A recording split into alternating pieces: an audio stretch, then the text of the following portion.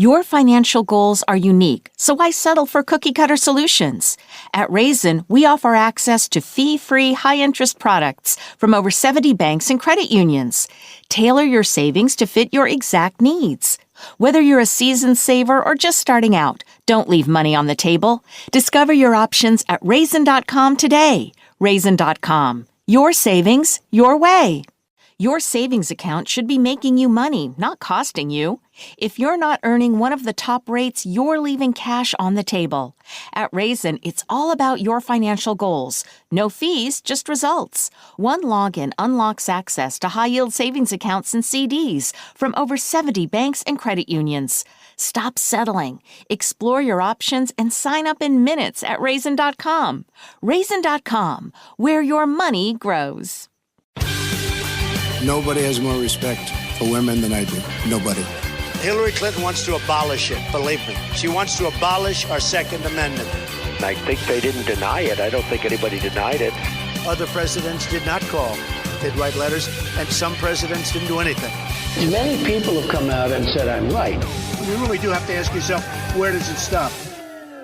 Hello and welcome to Fallacious Trump, the podcast where we use the insane ramblings of Kim Jong-un's biggest fan to explain logical fallacies. I'm your host, Jim. And I'm your other host, Mark. A logical fallacy is an error in reasoning that results in bad or invalid arguments. The logical fallacy we're looking at this week is the Gish Gallop. So the Gish Gallop is a method of debating, really, rather than a kind of... I mean, it is a logical fallacy because it's a bad way of making an argument. But actually it often incorporates a lot of logical fallacies kind of within it, because what it is when you present lots and lots of arguments, like we talked about the other week with kettle logic, but the point isn't to confuse people and to give, different defenses of something, but lots of different arguments that are separate and usually quite weakly argued or have very little evidential basis, sometimes completely untrue. But because you do so many of them in a row, it actually is quite difficult to refute. And it's used often in a kind of a debate type context because you usually only have a specific amount of time, and it's a lot quicker to say bullshit than it is to refute bullshit, because you can make up any old crap and just say it again and again, or say multiple different versions of it. But in order to point out how and why and what the context is for something actually not being true or not being well argued or evidential, that takes a lot longer. Yeah. So it means people can't put the same amount of effort into looking at every single thing you say, because it would take way too long. Yeah. And it's actually quite boring to listen to in a debate, to someone actually giving the facts of why every single thing is wrong. That you've just said is wrong. Yeah. So I guess the implication of it's done at a gallop, it's done at full speed. So it's not the Gish Gallop is delivered at a rapid fire. Yeah, absolutely. It's often a lot of crazy, stupid things said all in one go, one after the other. Is Trump good at this then? Yeah, Trump is excellent at this. Yeah. Our example from Trump in this is not a clip, because this is something which although it is done in often kind of rapid fire technique, it can happen over a period of time when you're saying lots of stuff. Okay. So it's difficult to explore clips on, really, although I think Mark's got some later on. But this is a New York Times interview that Trump gave, which took about half an hour to do, and they recorded it and they transcribed it, and this was in December of 2017. And Washington Post fact-checked it, and they said he made 24 false or misleading claims during this 30-minute interview. So, obviously the reporter who was interviewing him couldn't, at the time, say all of the reasons why the things he was saying weren't true. Yeah. Washington Post and other fact-checkers did afterwards, and they do with Trump's claims. But it does take time to not only say what was wrong with what he said, but also do the research, frankly, and look into exactly what's true and what isn't true and the context of things. Some things are a bit quicker. Like, for example, one of the things he said in the interview was talking about his endorsement of Luther Strange, who was, when Trump endorsed him, doing very poorly in the polls. He said, I was for Strange and I brought Strange up 20 points. Just so you understand, when I endorsed him, he was in 5th place. He went way up, almost 20 points. Now, Luther Strange was in a race with 2 other people. So he literally can't have been in 5th place. And in fact, he lost by a greater margin than he was trailing by when Trump decided to endorse him. So he did end up in 5th place. He did very poorly indeed. Yeah. But yeah, it's that kind of thing is quite easy and quick to point out what's wrong with it. Yeah. Some things are a lot more complicated. Like one of the other things he said was, we've spent, as of about a month ago, $7 trillion in the Middle East. He said this a number of times. In fact, he used to say $6 trillion. But what he's doing, and if you want to kind of explain why he's come up with this figure and what it means and the context of it, is that all of the wars in the Middle East from the early 2000s in Iraq and Afghanistan, which technically is in South Asia rather than the Middle East, the wars themselves cost about $1.6 trillion. But Trump is including all of the predicted future spending, such as things like caring for veterans over the next 30 years. Okay. Wow. Yeah. So it's not true to say, as of about a month ago, we've spent $7 trillion in the Middle East. The point he's making is, and the Middle East is still terrible. It hasn't, we spent all this money, we've done all these wars and it hasn't got any better. So we should stop spending money, basically. But we haven't spent that money. We spent a fraction of that money with a recognition that because of the wars, there is going to be ongoing cost for that to the American government. So that's something that takes time to put into context when it's actually really quick to say. Yeah, and exactly. And it carries a lot less impact to say, as of now, we've spent 1.7 trillion and we're committed to a further 5.3 trillion over the next 30 years. People just go, that's not too bad. Over the next 30 years, that's nothing. So it kind of, the whole point of doing the Gish Gallop is to command the space, be in charge of all the air, and have so many things that you're saying that they can't be refuted. So the implication is that one of them must be true, or the truth of one of them is carried on to the next and the next and the next. And it's because nobody's refuting them. It's very much about quantity rather than quality of argument. Right. And it does leave that possibility open that even if someone tries to refute all of the things you say, if they miss one of the things, then you can basically claim victory because they didn't even address that. Yeah. So our second example, which is kind of Trump adjacent, isn't actually Trump, is the leader of Turning Point USA, which is an organization that supports Trump heavily. It's a guy I've mentioned before, Charlie Kirk, who is very, very active on Twitter. Yeah. So I picked a day from the last couple of weeks. I picked, in fact, a week ago today, Thursday, the 13th of June, and I looked at all the tweets that Kirk sent on that day. He sent 22 tweets. Wow. And by my count, he made about 45 claims overall in those tweets, because some of his tweets are just multi-part of the kinds of things that he's claiming. And he does a thing which is often associated with the Gish Gallop, which is the acronym is PRATT, P-R-A-T-T, and it stands for points refuted 1,000 times. Okay. Which is basically just repeating. He's made up a thing and then says it because it has an impact, and people will go, well, that's not true, and here's why that's not true, and they'll explain it in detail, and it doesn't have any impact. He'll just keep saying it. He'll keep tweeting the same thing because it's quick and it's easy when you've already come up with it to say that same thing again and again. And if you just don't care whether it's true or not, then it doesn't matter. It just it adds to the pile of stuff that you're trying to push through. So of those 22 tweets, there's a lot of nonsense on that day. I'm only going to address 2 of them because of the time it takes to address them. So the first one, he said, can we investigate Adam Schiff for trying to receive compromising material on Trump from a self-declared Russian in a phone call? This was a prank call he fell for. The caller declared himself a Russian, transferring compromising information. Why didn't he report to the FBI? Investigate. So Kirk is essentially saying, all this accusation that Trump and his family should have reported to the FBI, any information that they were offered from the Russians. Look at Adam Schiff. He had a call offering compromising information from the Russians. He didn't report it to the FBI, which would be a reasonable point if it was true. But right. Adam Schiff did get a call from Ukrainians, actually not Russians, or claiming to be in the Ukrainian government and have compromat against Trump, including naked pictures from the hotel where supposedly the P-tape was filmed. Oh, yeah. The thing is, before he took the call, Adam Schiff called the FBI. He also invited the Republican majority to participate in the call. He let them know about it and said, look, this is something that someone's contacted us about. Do you want to be in on the call? Right. Before it's even happened. Okay. They had the call.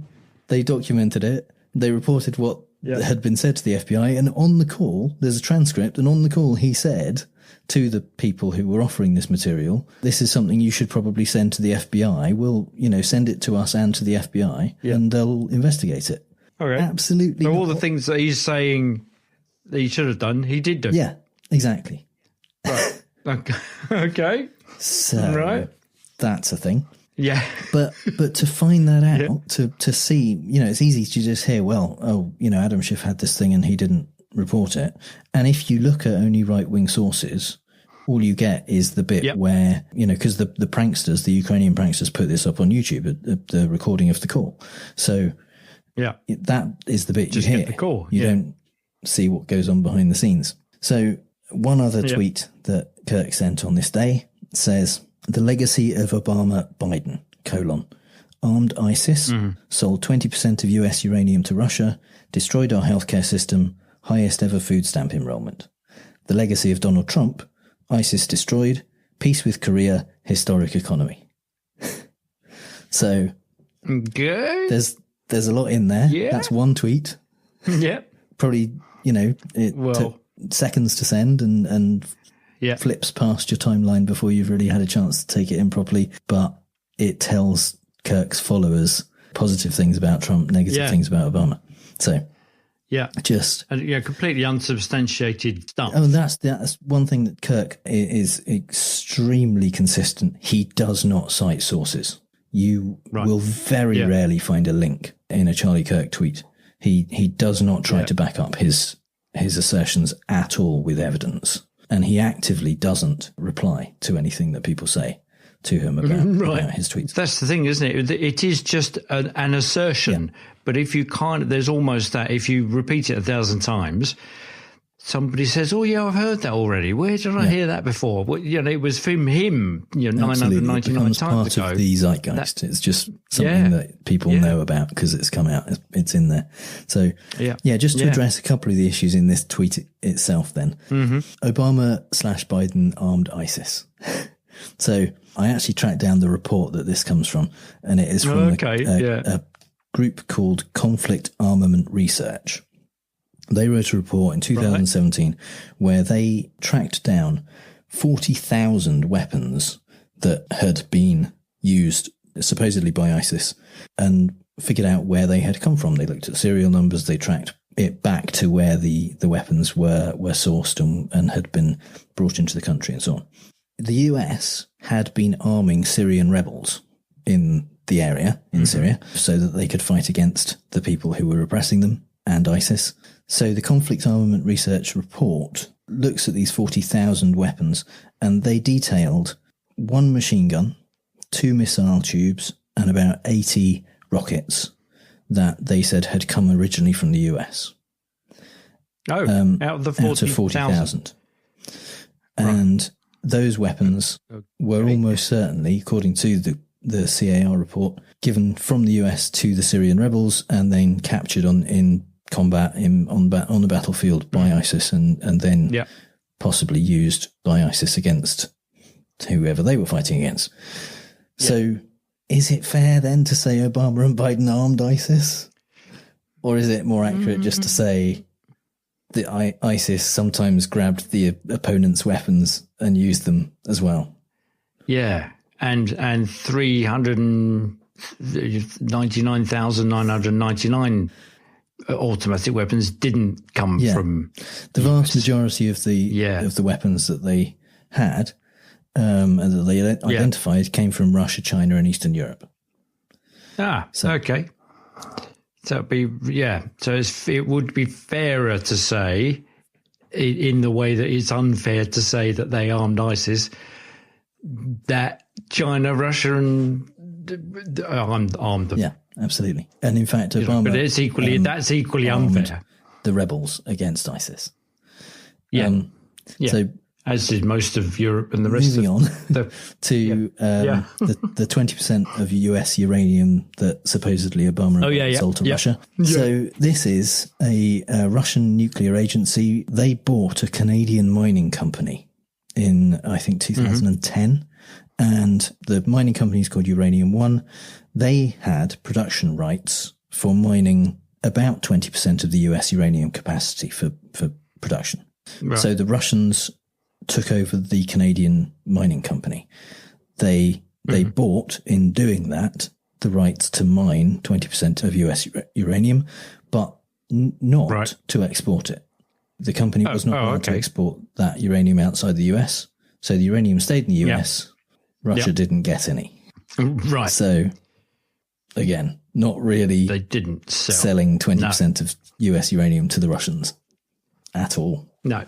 So let's assume that he did look at those reports, probably not the source material, but someone's opinion on those. So even if he did look at the raw material, there's quite a leap to actually, jump over the mitigating circumstances. I mean, Charlie, I'm sure didn't look at these reports. This is the selling 20% of uranium to Russia is a right-wing talking point. Trump has said it multiple times. It's just, it's one of those things. Kirk will occasionally do a tweet saying something like, "This is your daily reminder that Hillary sold 20% of our uranium to Russia." It's just not true. So the highest ever food stamp enrollment. We'll skip straight past Obama destroyed the healthcare system, having put millions of people onto healthcare that they could afford. Anyway, straight past that, because that's because it's just self-evidently not right. How on earth? Some convoluted thinking. The highest ever food stamp enrollment under Obama. That's actually true, and that is because Obama took office in a huge recession. And and so by December 2012, food stamp recipients in the US were up to 47.8 million. By November 2016, when Obama left office, they were down to 43.2 million. So he got that number of people off food stamps, and that trend continued, and Trump took credit for it. Of course, The point that I'm trying to make basically is this is one tweet, and it's got about 8 claims in it. Some of them are self-evidently nonsense, like peace with Korea, and Obama destroying the healthcare system. Some of them you do need to go away and do research. You do need to look stuff up and figure out whether it's true or not before you can just say, okay, yes or no. And that's why this is an effective tactic, is because you can just claim something much more easily than you can provide evidence. And now is the time, I think, for Marc's British politics corner. Oh, it's been exciting this week. So I tried to listen to we've had a Tory leadership contest here, and I wanted to listen to that because there was Gish Galloping going on all over the place, but I really couldn't stand to. So I turned to a friend of the podcast, Nigel Farage. He's turned up before, and he not only did he turn up on our podcast often, he turns up on Question Time, this particular program, often. Nigel Farage, he's an expert Gish Galloper, really. And he's kind of built his entire career on piecing together half-truths and making an implication to suit his own purposes. So this is from 11th of December 2014. So this is before the Brexit vote, when he's the leader of the UK Independence Party, UKIP, UKIP. And the raison d'etre for that party was to get out of the European Union, quite ironic because he was an MEP, a member of the European at the time. So he was drawing a wage from the European Parliament, had done for like 25 years, and was literally biting the hand that feeds him. So here he is, stringing together a whole bunch of things, and see if you can work out what the implication is. Look, if you fly into Gatwick, you'll see lots of green spaces. That is certainly true. However, if you have a country in which the population goes up as a direct result of immigration, what you find is not a shortage of green fields, if that's where you wanted to build houses. You find a shortage of primary school places. You find a shortage of GP surgeries. You know, we have fewer GPs per head than any other country in Europe today. You find congestion, whether it's on the roads or the London Underground or wherever you go. And what you find is that actually you're constantly playing catch up, and really the general quality of life for the massive population has gone down. So he's quite right at the beginning when he says, if you fly into London, you see green spaces. That certainly is true. And actually, that's the only thing that's true. But even that we have to take his word for. If one imagines the view of England, probably does from the air include a lot of green spaces, because it's quite a green place. Outside of London, there's what's known as the Green Belt, where there's a deliberate policy not to build anything. So it's got lots of trees and fields and all that stuff. And let's face it, the whole of the country is owned by 7 people who tolerate us on the corners of their land. So it's mostly green fields. But then he does that. And I think it's because the question is about building on green belt. But he, in true politician style, turns it around to answer to make the point he wants to make, which is basically about immigration. So the UK Independence Party was all about not letting people in because they're a drain on resources, as well as, you know, the European Parliament being a force for evil and blah blah blah blah blah, take our sovereignty, blah blah blah blah blah, all that. So what is alarming is that he puts in these completely unsubstantiated facts, like where is the evidence for we have fewer GPs per head than anybody else in Europe? We just made that up. And the other bit about, he says, is not only that, you also get congestion. So he's playing it, and everybody knows there's too many cars on the road, or rather everyone's experience sitting in a traffic jam.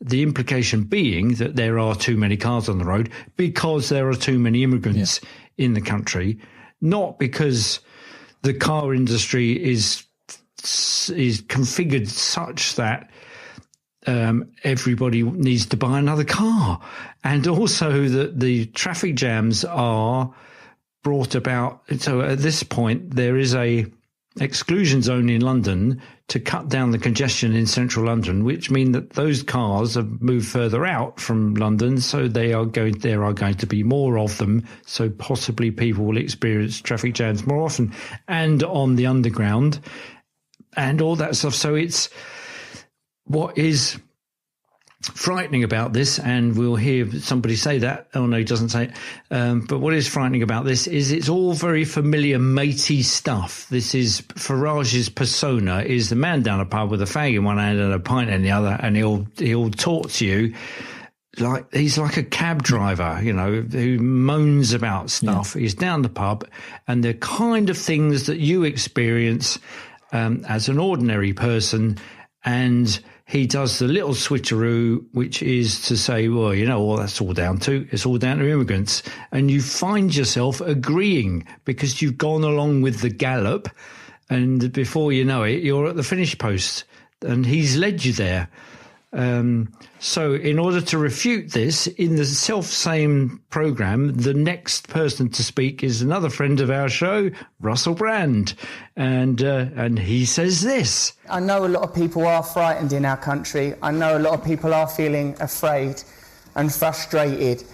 And there is a sense that there is a corrupt group in our country using our resources, taking away our jobs, taking away our housing, not paying taxes, exploiting us. And there is There is an economic elite that this man's party is funded by, that this man is comes from background working in the city. Let me tell you something. There was an economic crash and a lot of money was lost. His mates in the city farted. Nigel Farage is pointing at immigrants and the disabled and holding his nose.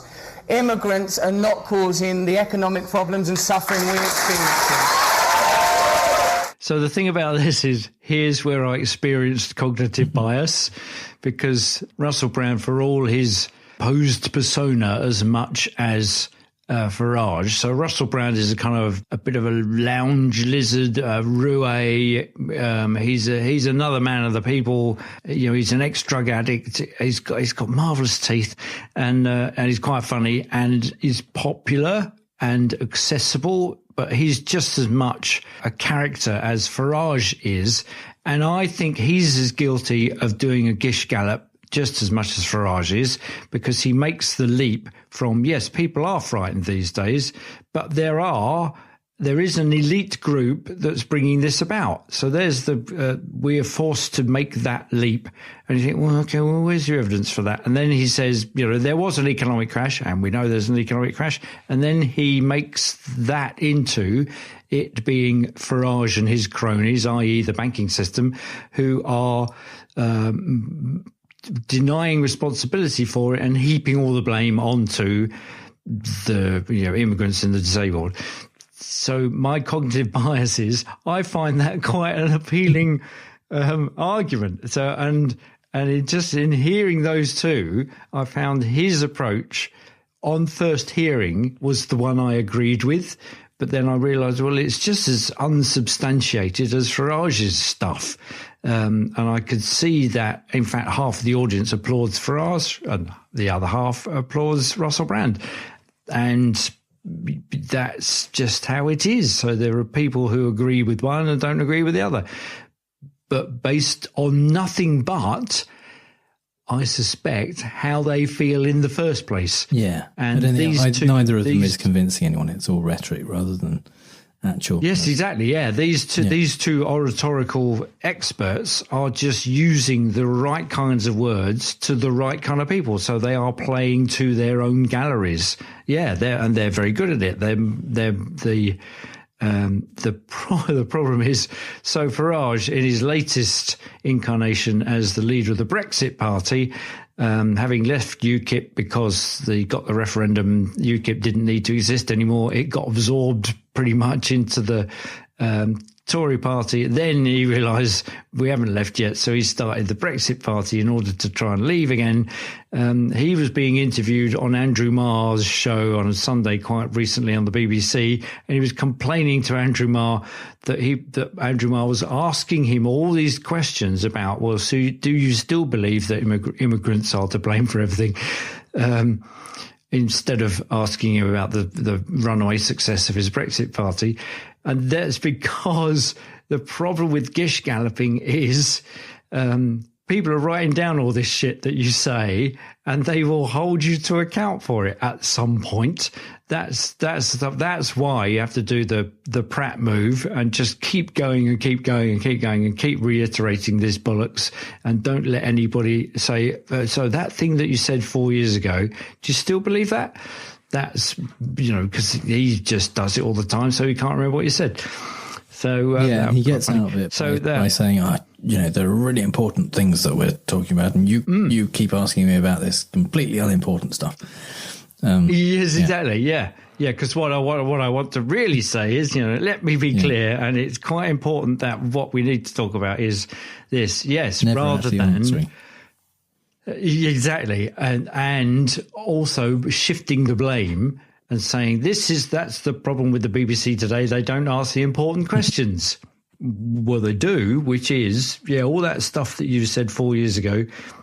Was it true, or did you just make it up in order to win votes? Because I suspect you're doing that right now, which he was. Yeah. He was doing the same Gish Gallopy stuff.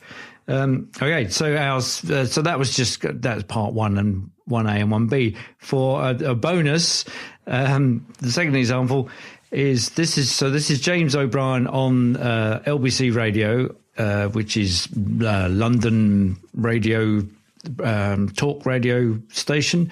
He's interviewing Jacob Rees-Mogg on the 20th of January this year. I've read a brilliant description of Jacob Rees-Mogg as an 18th century Nazi Charles Hawtrey, except we then have to explain to the US who Charles Hawtrey was, what the 18th century was, and that Nazis are bad. So that was quite amazing. Jacob Rees-Mogg belongs to the right wing of the Tory party. He runs what's called the European Research Group, which is neither European, doesn't conduct much research, and isn't really a group.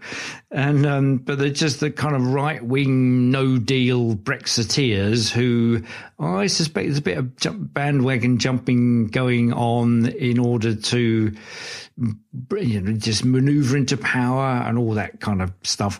Anyway, James O'Brien, who is a left-wing skeptic, shall we say, when it comes to the whole Brexit nonsense. He's quite he's been described as a Jedi master when it comes to playing mind games on people that call in. He's very, very good at listening to what people say and saying it back to them almost as soon as they've said it. So here he is. He's trying to establish what Rees-Mogg sees as the good things about a no-deal Brexit, I guess beyond his own personal gains. What can you see that all of the people who warn against coming out with no deal can't see? I can see what they've got wrong before and why. I'm not asking about the past. I'm asking about the future. What can you see that they can't see? The past is a very useful guide to the future because you can see why people are making the judgments. The CBI protects incumbent interests, and therefore it always goes for things that are not for the consumer interest but the producer interest. Yes, okay. The Governor of the Bank of England is a deeply politicised figure who has been anti-Brexit from the moment it was proposed. What can I see? I can see the opportunities of cheaper food, clothing and footwear, helping most of all the incomes of the least well-off in our society. Absolutely nobody agrees with you. We can cut tariffs, we can reduce costs to people. Absolutely nobody agrees with you. Even the Sun, even the Sun newspaper withdrew these claims. Exciting. It's a great opportunity. It is freedom for the British people. It is no longer shackled to the failed economic model of the European Union, which has the euro and high unemployment and even Germany going into recession. It is a wonderful opportunity for our nation. You should rejoice and be proud at what our country can do. I was hoping to have reasons for rejoicing at the end of this conversation. There you go. That, for me, is the quintessence of a Gish Gallop. It's a whole list of barely true, thoroughly compelling, noble-sounding statements. Yeah. And if you tried to go into detail why each one was not true, and O'Brien's trying to counter it by saying nobody agrees with you, which is shortcut for all of the experts that have looked at this and they all disagree. Even the inexpert, rabble-rousing right-wing newspaper, The Sun, has withdrawn its support for any of those statements. So, it's a perfectly valid question. What is it that you can see that these people have, all disagreed with? Where is your expertise coming from? And it doesn't come from anywhere except a rather plummy, Victorian stovepipe-hatted way of saying just a bunch of things that sound fairly aspirational and noble and wonderful and something that's to rejoice. Nobody uses the word rejoice. What? And it really is the only way to listen to Rees-Mogg. If Americans who don't know what Jacob Rees-Mogg looks like, whatever you were picturing when you heard his voice, 18th century Nazi Charles Hawtrey. That's what he looks like. Yeah, that's exactly what he looks like, yeah.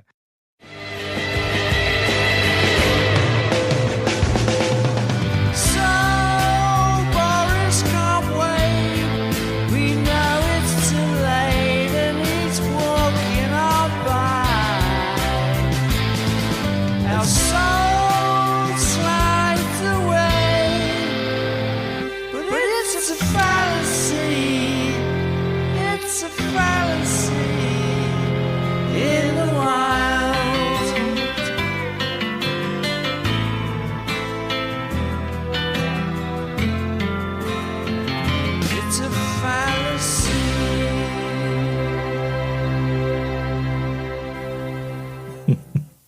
There he is.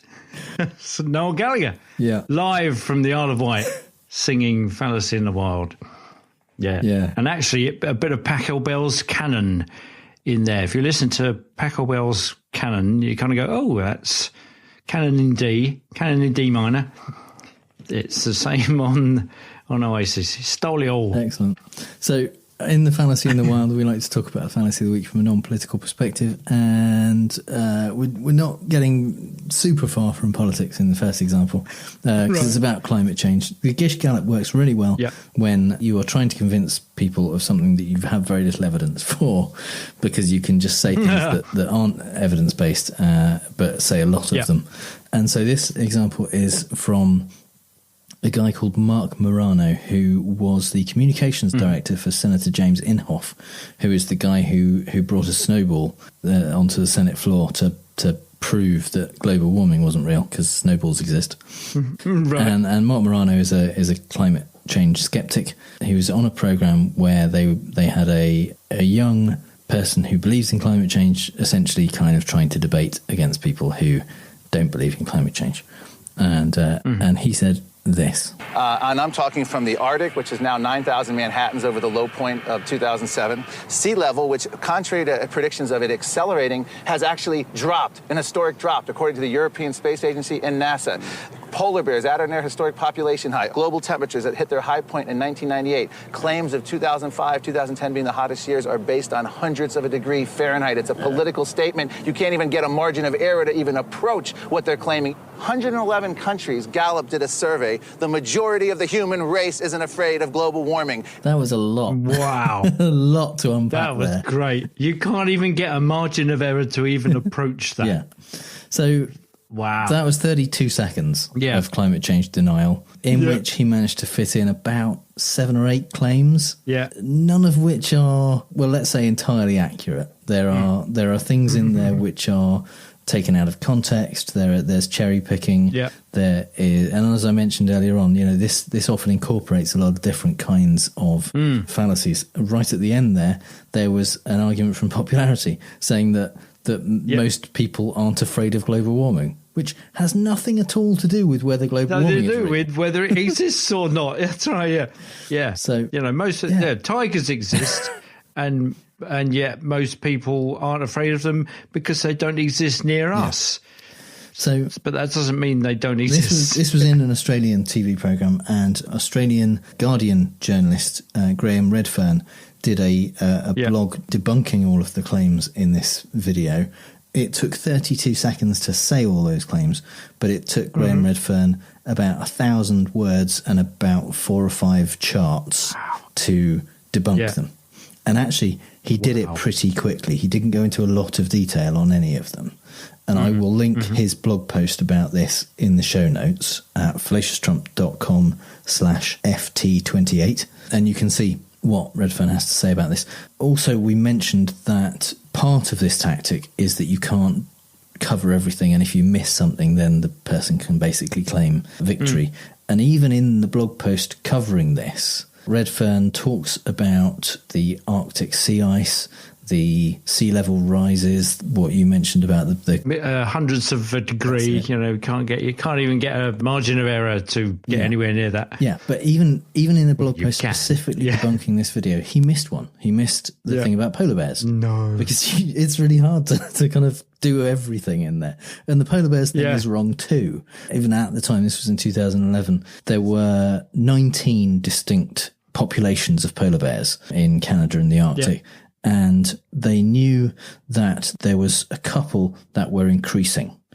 And that's what he's saying, is that the polar bear populations are increasing. Right. There were 2 that were increasing in numbers of polar bears. There were 2 that were decreasing, but the vast majority they didn't have numbers on. They don't. They kind of know they're there and where they are roughly and roughly how many there are, but they're not tracking whether it's going up or down. Yeah.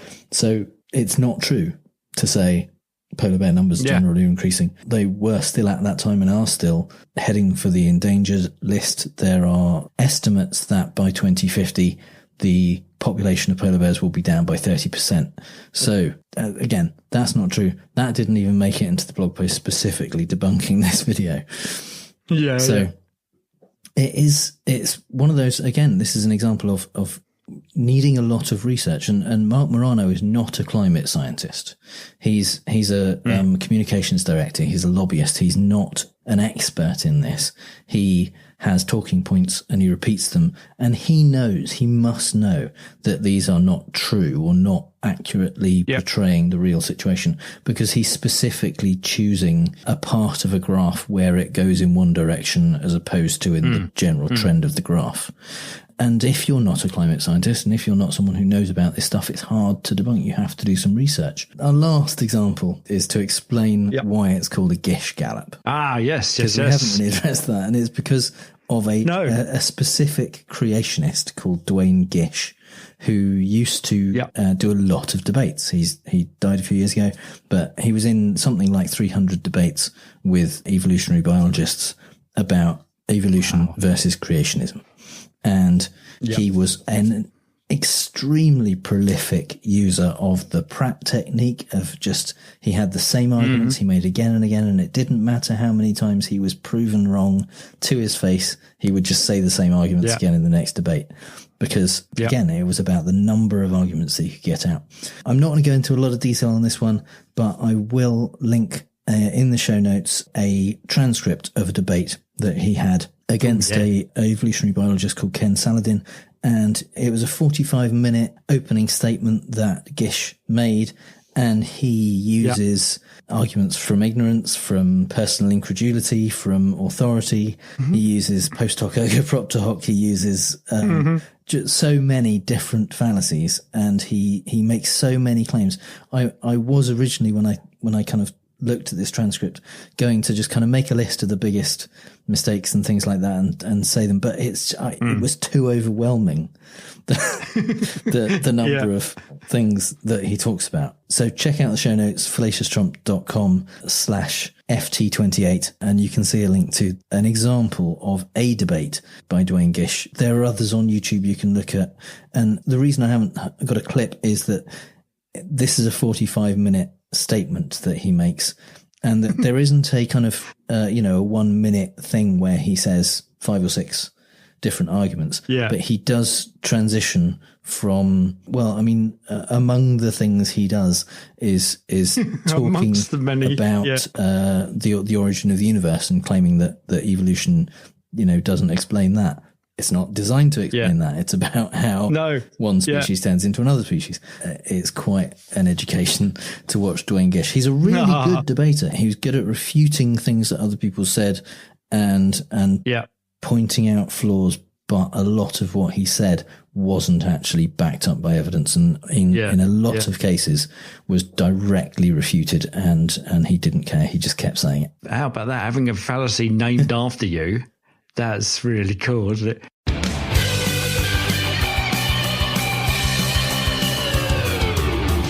So before we move on to fake news this week, I just want to address a little bit of feedback that we had.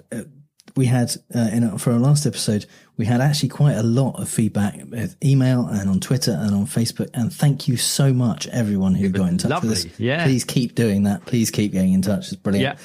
And a couple of people questioned one thing that I said about Bernie Sanders in our breakdown of the Democratic candidates. I said that Bernie did not endorse Hillary Clinton, and that is one of the reasons that I feel less encouraged by him this time round. And I think that a Democratic candidate who got to that stage of the last two would have done more rather than an independent candidate like Bernie. A couple of people said, actually, look, here's evidence that Bernie Sanders did endorse Hillary Clinton, and they linked to articles from July 2016, and that's brilliant. Please tell us if we say something wrong. That's great. We want to know. But I would point out that those articles were from July 12th. He did endorse Hillary Clinton at that point, but Hillary got the Democratic nomination on June 6th. So for 5 more weeks after that, when she was the presumptive Democratic candidate, he continued to campaign against her, to criticize her, to tell his followers not to support her, before he eventually said, okay, we have to join together to beat Trump. Yeah. And he did a lot of damage during that period that meant that some of his supporters did not follow her. and possibly more than Trump. Comey himself. Yeah. So I was wrong when I said that Bernie didn't endorse Hillary, but I stand by the fact that his continued running against her and criticism of her did serious damage to her campaign. So, but thank you for pointing it out to me, and please continue to do that. So we're gonna play fake news, folks. I love the game. It's a great game. I understand the game as well as anybody. Yes, it's time for fake news, the game where I read out 3 Trump quotes, 2 of which are real and 1 I made up, and Mark has to figure out which one is fake news. Yeah, and I'm currently running at 10 out of 26. You are. And that's actually another thing I got wrong last time is I said you were at 40% because I thought it was 10 out of 25, but you're actually... well, you see, that's why you can't be trusted at all, because you can't add up. The BBC are out to get us. The Earth is flat. And just generally, the Illuminati are running everything. Yeah, so I'm not going to address any of those points. I'm just going to move straight on. The theme this week is about polls, because it's recently come out that Trump fired pollsters who pointed out he didn't like the numbers polls. Yeah, he didn't like their internal polling that said that Biden was going to beat Trump or could beat Trump, so he got rid of the pollsters. Yeah. So, statement number 1. We have one poll where the pollster said, anybody that says, I don't want to talk to you, I don't want to tell you, I don't want to even discuss it. And they also added another 2 words when they call up, and they'd say these 2 horrible words. Anybody in that category, it's 100% vote for Trump. And what they've done is they don't count that, but now this one counts that. It's 100%. Statement number 2. Okay, right. We do very little polling because I'm not a huge believer in polling. I think you go out there and you fight and you don't really need polls. You need ideas more than polls, but we have some internal polling, very little, and it's unbelievably strong. The strongest I've ever been is exactly today. Well, even though I don't believe in them, and they're unbelievably strong. Number 3. Yeah. We're doing tremendously in the polls. We're seeing numbers like never before, especially among Hispanics. And what the pollsters say, is that with Trump and polls, whatever the number is, you can add 20, because for whatever reason, people are ashamed to admit how much they love me. It's true. And that's what there you go. There, he just puts it's true on the end, and then that makes it true. Yeah. That first one, where the pollster said, anybody that says, I don't want to talk to you, they put that down to 100% vote. There was one vote, allegedly, or was it true, in the Brexit vote, where, in the European vote recently for the MEPs, where somebody put bollocks, not bollocks, and then not bollocks was counted as a vote for that party rather than a spoiled vote for the whole thing. Yeah. Okay, so we've had one pollster where they said, anybody that said that, see, that's just completely so messed up. It's too damn true for words, isn't it? We're doing tremendously in the polls. We're doing very little polls. I'm not a huge believer. See, that one looks like it's very cleverly written because he does the believe and then the unbelievably. You can add 20 because for whatever reason people show. Okay, I think... though that one about Hispanics, I can recall him saying something about Hispanics early on. Okay, I think number 3 is the one you made up. Okay, so which of the other 2 do you think you're more confident about? I'm more confident about number 1, mainly because I want to hear it. Yeah. So number 1 is real. But we have one poll where the pollster said, anybody that says, I don't want to talk to you, I don't want to tell you, I don't want to even discuss it. And they also added another 2 words when they call up and they say these 2 horrible words. Anybody in that category, it's 100% vote for Trump. And what they've done is they don't count that. But now this one counts that. It's 100%. What the hell is he even talking about? Is that that they call these people up to get who they're going to vote for. And if people say, fuck off, I don't want to talk to you, previously they don't write that down as a vote for Trump because it's not. Because it isn't. Yeah, it's just somebody saying, I'm not even going to talk to you about it. And now but there's one poll now they do. which is the kind of internal polling he likes. They're counting that. If people tell them to fuck off, they're counting that as a vote for Trump. Yeah. But there's two horrible words, I think one of those isn't off. Presumably. So off isn't horrible, is it? In context. It's just functional. Just goes, yeah, I guess so, yeah. And so is he happy about that? Is he happy revealing that? He seems He just can't keep anything a secret, can he? He's going, yeah, it's great. You see, before, when we weren't allowed to count the people that said, don't count my vote, we weren't allowed to do that. But now we count those, and do you know what? We've got loads more. Yeah. If you count people who haven't said they're going to vote for me. I don't vote Loads for you. of people say they're going to vote for me. Yeah. Yeah. All the people that say, I don't want to vote for you, I don't even want to talk to you about voting, we've counted those as a vote for me because fundamentally that's what I'm doing for people. So I'm empowering the people that are unhappy about the voting system. So you also think number 2 on earth? is real? Yeah. Number 2. Not confident. Yeah. Is real. Yeah. We do very little polling because I'm not a huge believer in polling. I think you go out there and you fight, and you don't really need polls. You need ideas more than polls. But we have some internal polling, very little, and it's unbelievably strong. The strongest I've ever been is exactly today. See, I thought, but I nearly didn't think that was real because it's too good of a setup, isn't it? So I'm not a huge believer. I don't believe in that. You need ideas more than polls, but we do have some. We do have some, and it's brilliant. And you know what? It's really polling that I believe in. It's brilliant. Shows that I'm brilliant. Yeah. Yes, exactly. Yeah, because I don't believe it. But how old is that? That's actually really recent. Ideas more that is really? That is in the last 3 weeks. Yeah. It's just so naive, and he hasn't actually. He's not. I wanted to, the 2 words I wanted to use: advanced or developed. No. They were, they're not even coming out of my mouth. It just hasn't progressed. No, nothing evolved. Nothing is working. Over the 3 years he's been in, nothing has changed. Which means that you're on a roll. Oh, you are. Oh, hello. Yeah, you've won again. I think this is possibly 3 or 4 in a row. Oh my God. It can't last. You are now on 11 out of 27, which is, if my maths is right, over 40%. Yeah. Wow. So, and did you write the third one? That was all me. Guest appearance. Yeah, so it was good. It's not good enough. Obviously, I'm not good enough. No, it was the little "it's true" on the end. I think hours are fading. Yeah, so we won't put the appeal out, but if you fancy your chances, bring it on. Bring it on. I can spot them a mile off. Yeah, not up close, but a mile away. Yeah.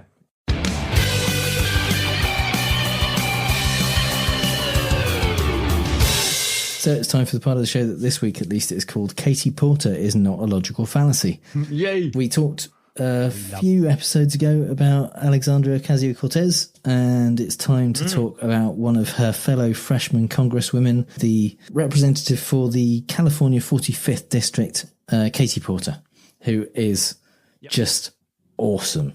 She's fantastic. Yeah. Yeah. The reason that we're talking about her this week is because she has just come out in favour of impeachment. Basically, partly, I think, based on having actually read the Mueller report. And has Nancy Pelosi read it? Yeah, she has. And I think the interesting thing is that Katie Porter is in a district which was traditionally Republican. It's been fairly staunchly red up until Trump, basically, and they kind of got a bit more interested in Democrats.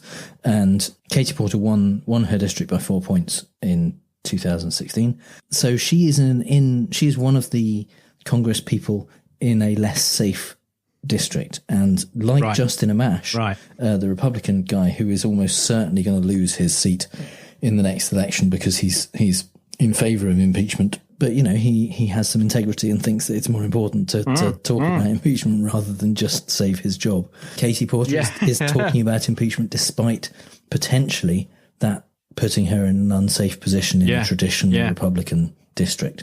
So I think, and some people are saying, many people are saying that one of the reasons Nancy Pelosi is not in favour of impeachment and hasn't been pushing it has been out of concern for people like Katie Porter, Democrats who are in potentially unsafe districts and fear that they will lose their seats, basically, and therefore possibly lose the House and negative things happening while there's no real possibility of the Senate convicting Trump.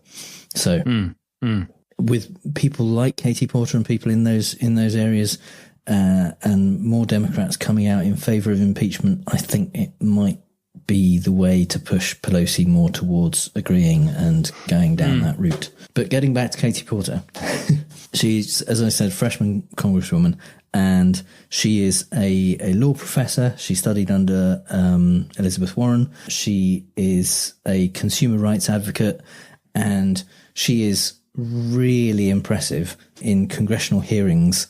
When she is questioning people, they have to have done their research, otherwise they're going to be made to look stupid. And and particularly if they are pretty stupid, like probably the world's stupidest brain surgeon, Ben Carson, who well, I've got a clip. She asked him, and you've almost certainly heard or seen this before, but she asked him about REOs, which are real estate owned properties, and he didn't quite know what she was talking about. And he is the Secretary of Housing and Urban Development. I'd also like you to get back to me, if you don't mind, to explain the disparity in REO rates. Do you know what an REO is? An Oreo? No, not an Oreo. An REO. REO. Real estate? What's the O stand for? Organization? Owned, real estate owned. That's what happens when a property goes to foreclosure. We call it an REO. Fantastic. Yes, it's real estate. God. And you're in charge of the thing. It's amazing. She is, one of her things is when there is a congressional hearing, she will actually question the person who's under examination, basically under questioning, to find out if they know anything about what they're supposed to be talking about, rather than just specifically questioning them about what the purpose of the hearing is. She kind of does the background and does the research for herself so that she knows what she's talking about. And a lot of this is from her consumer advocacy and law work that she already knows this stuff. Yeah. But she will question them to find out whether their level of expertise is sufficient to actually be doing the job and to be answering the questions that they're supposed to be answering. And she repeatedly uncovers people who really shouldn't be there. Like Ben Carson, who hasn't... he's been in that job for a while and he hasn't taken the time to really learn anything about, because REO isn't that obscure a thing. It's not like a, it's certainly not in the consumer rights world. It happens all the time. It's reasonably well known and he should know about it. And particularly if you're in charge of the bloody thing. Yes. Yeah. And when she was questioning Kathy Craninger, the director of the Consumer Finance Protection Bureau, whose job it is to make sure that consumers understand financial products and protect them, to make sure that they are being sold to accurately, she went a little bit beyond the questioning that the person was expecting. Could you please explain to this committee the difference between an interest rate and an APR? So the APR is the extrapolation if it were a one-year term in terms of the loan. So that's the calculation that is laid out in TILA in particular. So if I take the stated interest rate and do the math to deal with the fact that it's annualized, the APR, I would be correct? Yes. Okay. Ms. Craninger, the annual percentage rate, and I'll be happy to send you a copy of the textbook that I wrote, explains that the APR is derived from the finance charge the amount financed and the payment schedule. It's a mathematical transformation of those three numbers into the cost of credit expressed at a yearly rate. Simplification, I understand, that you know well. Well, my concern is whether you know well, ma'am, because you are the one responsible for making sure that American consumers know well when they take on loans. That is so brilliant. Fantastic, isn't it? When you just go, yeah, wait a minute, I wrote the manual, I wrote the textbook. Let me just quote you from the textbook, which I wrote. That is so good, isn't it? It is absolutely perfect. That's like being a superhero, isn't it? And in this... We just go, oh, yeah. Yeah, in this question... How often is that like? How long has she been waiting for that? Absolutely the holy grail that's just brilliant, for an academic to be able to do that. That's great. But yeah, in this questioning, she asked Kreninger to ballpark the APR on a particular kind of loan. She gave her very basic details, like 10% loan, $100 loan, 2 weeks. What's the APR? And she could not even come close to having a guess at it.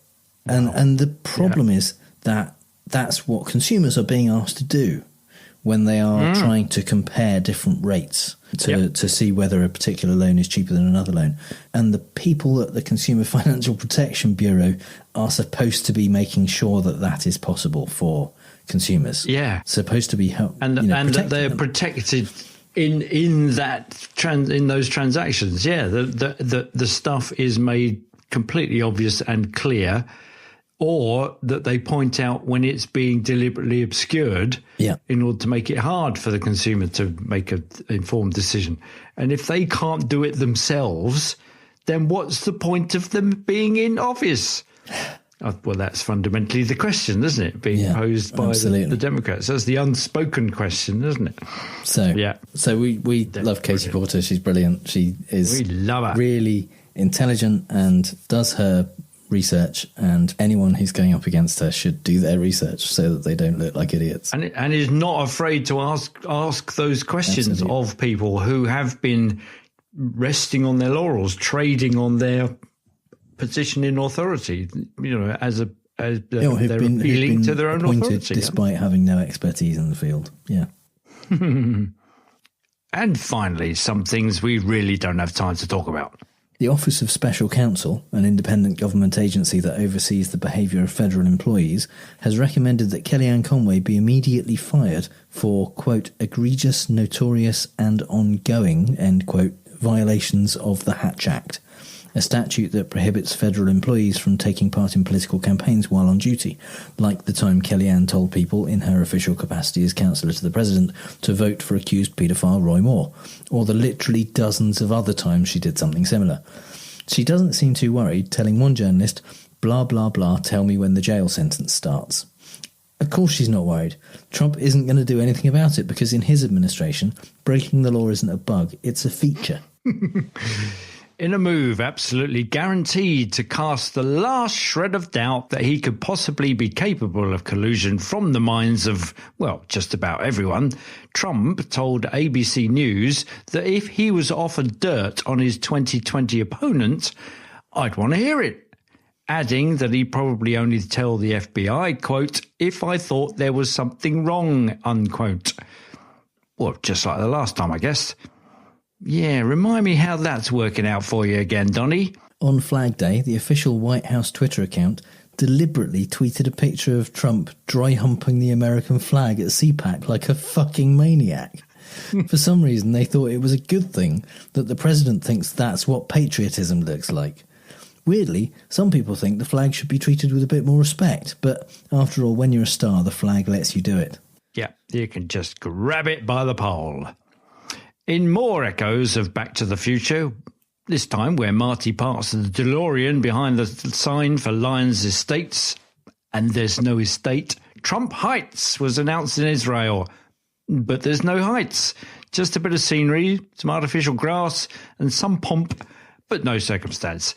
As even the founder of the Knesset Caucus for the Golan, Kahol Levan Mukzvi Hauser, observed, anyone who reads the fine print of the historic decision understands that this is a conceptual decision. There is no funding, There is no planning, there is no location, and there really is no committed decision. Netanyahu's government has made a brilliant move. After all, what does Trump love more than seeing his name in golden letters on a big sign? The main thing is the picture. Who's going to check afterwards whether a community is built there or not? The honour has already been bestowed. The facts are marginal. It's a fantastic metaphor for the Trump presidency, isn't it? It's brilliant. It is. It's just Trump's naming lights. No planning, no funding, no committed decision. No. And just by a foreign dictator, mainly, somebody who wants to stamp out a race of other people. In fact, even have any power. Because he's not got a government. No, because he's in a temporary government. Exactly. That's amazing. Yeah. So it's not even a it's not even official. Just a temporary decision. It's a temporary decision not to do anything. Last week in the Gulf of Oman, 2 Japanese tankers were attacked, and Mike Pompeo, who really seems to want to go to war with Iran, says Iran did it with underwater limpet mines, and they totally have evidence, but they aren't going to show you because reasons. Unfortunately for Mike, the owner of one of the tankers says the crew saw a projectile flying towards the ship before the explosion, and the damage is all well above the waterline. But that's just crazy. I mean, the US government would not lie about a foreign aggressor to justify going to war. Oh, wait. Right, so here's the thing. You're making a film about a spy in the White House, and it turns out that, no, it was the president all along. Well, what a damn great plot twist that would be. Yeah, forget it. It's been done. A report in the New York Times says top people in the US military and Trump's own government are attempting to evade filling Trump in on the details of an anti-Russian espionage effort because of an informed suspicion that Donald Trump might well sabotage their efforts on behalf of their Russian targets. Okay, what that actually is that they are behaving with at least some consideration that Trump, as president, may either be acting as foreign agent or is simply so incapable of restraint that he could expose intelligence details he's been given in order to ingratiate himself with or merely make small talk with foreign visitors / dictators. That's what you get, you see, when you call your lead character after the British slang for noise that comes out of an arse. I, for one, wouldn't greenlight that movie. Not realistic enough. Evangelical Trump supporters are about to get a lesson in the law of unintended consequences. Trump's latest proposed tariffs on China include 25% or more on printed material. Fun fact, the overwhelming majority of Bibles in the US are printed in China. And according to a spokesman from publishers HarperCollins, due to the unique paper, printing and binding needs of Bible production, there are simply no US vendors that could produce any significant portion of the volume needed to meet demands of the US market, adding that a 25% tariff could result in a Bible shortage. It looks like people are going to have to not read something else instead. This week in the UK, we were treated to the return of the spectacle of government as described by the situationists in 1960s revolutionary Paris through televised debates between Tory leadership hopefuls vying to appear the most socialist. Us poor gawping souls in the TV audience have no actual say over who gets to go through to the next round. That's down to other MPs, and we don't even get to vote on the final choice. This is the very opposite of Love Island. As @James Melville accurately tweeted, Britain is a country where a new Prime Minister will be chosen by 0.3% of the electorate to form a government that doesn't have a majority in a party that's at 20% in the polls to try and deliver something that most of the country doesn't want. So, that's all the bad arguments and faulty reasoning we have time for this episode. You can find the show notes at fallaciousTrump.com, and if you hear Trump say something stupid and want to ask if it's a fallacy, our contact details are on the contact page. If you think we've used a fallacy ourselves, let us know. And if you've had a good time, please give us a review on Apple Podcasts, Stitcher, or wherever you get your podcasts. And you can support the show on our Patreon page at patreon.com/ftrump. You can also connect with us and other listeners at the Facebook group at facebook.com/groups/fallacioustrump. And also, The Merseyside Skeptics Society, run by friend of the show Michael Marshall, are having a 10th anniversary event in Liverpool on July 6th. Mark and I will be there. So if you're in the area, fancy a day of skeptical fun, go to mssx.co.uk to get tickets and come and say hi. All music is by The Outbursts and was used with permission. So until next time on Fallacious Trump, we'll leave the last word to the Donald. That's right, go home to mommy. Bye. Bye! So that's all the bad arguments and faulty reasoning we have time for this episode. If you can find... No, why do I say if you can every time? You can find the show notes. You can find them. Good luck to you. Taxes was taxing. Now taxes is relaxing when you file for free. I can file for free? TurboTax Free Edition. Roughly 37% of filers qualify. Simple Form 1040 returns only. See if you qualify at turbotax.com/free. I can file for free. Now this is taxes. File for free with TurboTax Free Edition and get your maximum refund. No schedules except for Earned Income Tax Credit, Child Tax Credit, and Student Loan Interest. See if you qualify at turbotax.com/free.